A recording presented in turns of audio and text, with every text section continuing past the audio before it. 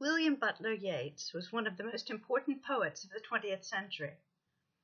His early poetry was strongly influenced by the Romantic tradition, and he led what is known as the literary revival, the Irish literary revival, which championed Irish writers, the use of Gaelic, which is the traditional language of Ireland, in poetry, and Irish mythological traditions.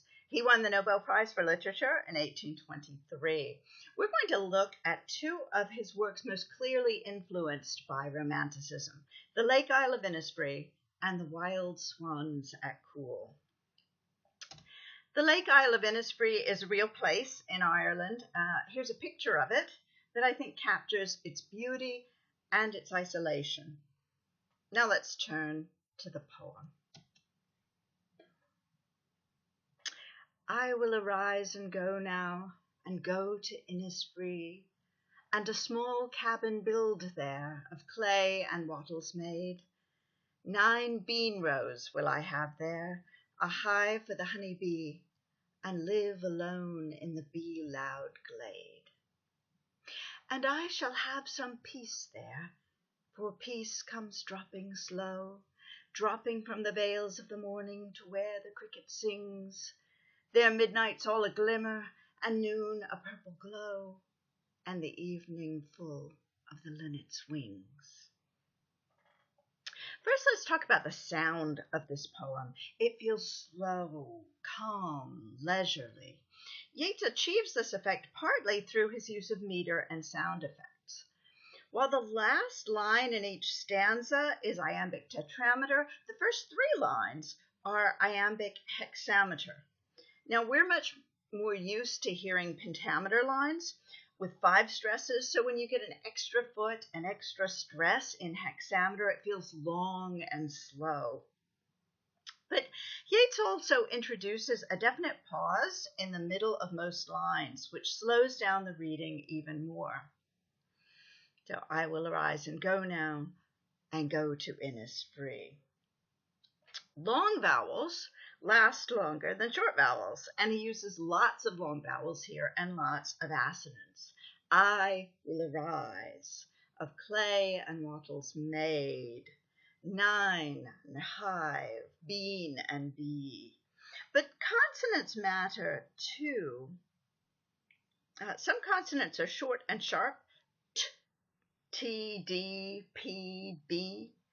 But others you can extend, even hum or sing to.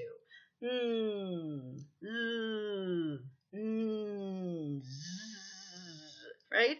And Yeats uses lots of these, especially L's. Listen to the last line in the first stanza. And live alone in the bee-loud glade. Yeah? Yeats' theme here is clearly romantic. He wants to return to a simple life of solitude in nature. When I read this poem, I always think of Thoreau at Walden, living alone and simply. Yeats dreams of going to Innisfree, building his own cabin, growing his own simple food, beans and honey. But I really love the image of the last line in that first stanza, and live alone in the bee-loud glade. It's bee-loud. If the bees buzzing sound loud, you live in a silent, peaceful place. And in the next stanza, he expresses again that desire for peace. He compares peace to the dropping of the dew from the fog, the vales of the morning, down to the grass where the cricket sings. He imagines all the times of day there. Midnight, the stars and the moon so bright at midnight that it glimmers, the gentle glow of noon, and then the sound of the bird wings in the evening. He again brilliantly uses meter and sound effects to create a long, slow sound, and he also makes use of repetition. I shall have some peace there, for peace comes dropping, slow, dropping, right? Repeating those words. I will arise and go now, for always night and day I hear lake water lapping with low sounds by the shore. While I stand on the roadway or on the pavements gray, I hear it, in the deep heart's core. Here Yeats introduces another romantic theme, the contrast between the country and the city. He's dreaming of Innisfree, but he actually lives in the city. This also reminds me of the way Wordsworth thinks about Tintern Abbey when he's stuck in the city. He gains a sense of tranquility just from the remembrance of being there in the natural world. And in some ways, that's what Yeats is doing here. He's in the city, but his heart is in Innisfree. He's hearing the lake water lapping, even when he can't be there. The other poem I want to discuss is the Wild Swans at Coole. This poem takes its inspiration from the romantic conversation poem, but it has a very different outcome. Like the conversation poem, Yeats's poem begins with a landscape that's meaningful for the poet. The trees are in their autumn beauty, the woodland paths are dry. Under the October twilight the water mirrors a still sky. Upon the brimming water, among the stones, are 59 swans. The 19th autumn has come upon me, since first I made my count. I saw, before I had well finished, all suddenly mount and scatter wheeling in great broken rings upon their clamorous wings.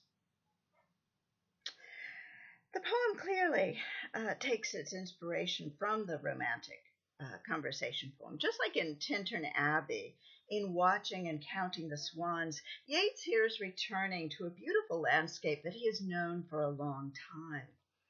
But also, as in the conversation poem, this beautiful landscape brings sad thoughts to the mind. Here are stanzas 3 and 4. I have looked upon those brilliant creatures, and now my heart is sore. All's changed, since I, hearing at twilight, the first time on this shore, the bell beat of their wings above my head, trod with a lighter tread. Unwearied still, lover by lover, they paddle in the cold, companionable streams, or climb the air. Their hearts have not grown old. Passion or conquest wander where they will, attend upon them still.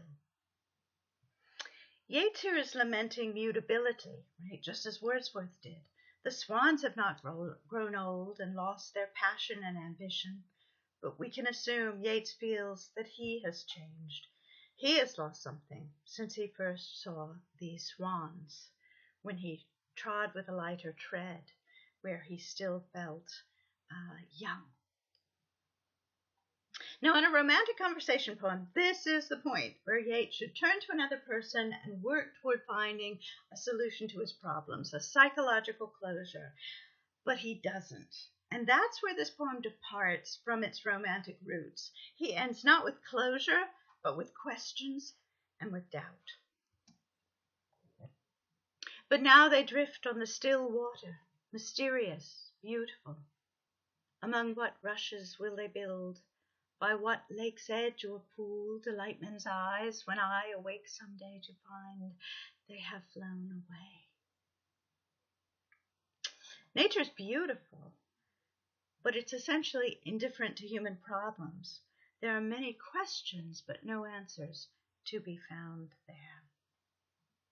I want to say a word about Yeats's poem Easter 1916 and his Irish nationalism. Easter 1916, which you are reading, is a poem honoring as martyrs the people executed for their part in the Easter uprising of 1916, an ill-executed attempt to overthrow the British government in Ireland. Now, Yeats was ambivalent about the uprising itself, but in the poem he's clear about the nobility of those willing to die for what they believed in. He also believed in the cause of Irish independence from Great Britain, though not necessarily that violence was going to be necessary to its achievement. Nevertheless, in the poem, he sees the uprising as the start of the real struggle for independence. A terrible beauty is born. I think it's clear why it's beautiful. Why is it terrible? Terrible is related to the word terror. It's terrifying. It's awesome. It's awe-inspiring. It's not just a beauty, but it's a violent, frightening beauty, a terrible beauty. Ireland gained independence in 1922 as the Irish Free State, with Northern Ireland, which had a Protestant majority, remaining part of the United Kingdom of Britain and Northern Ireland. Yeats served as senator in that new Irish Free State.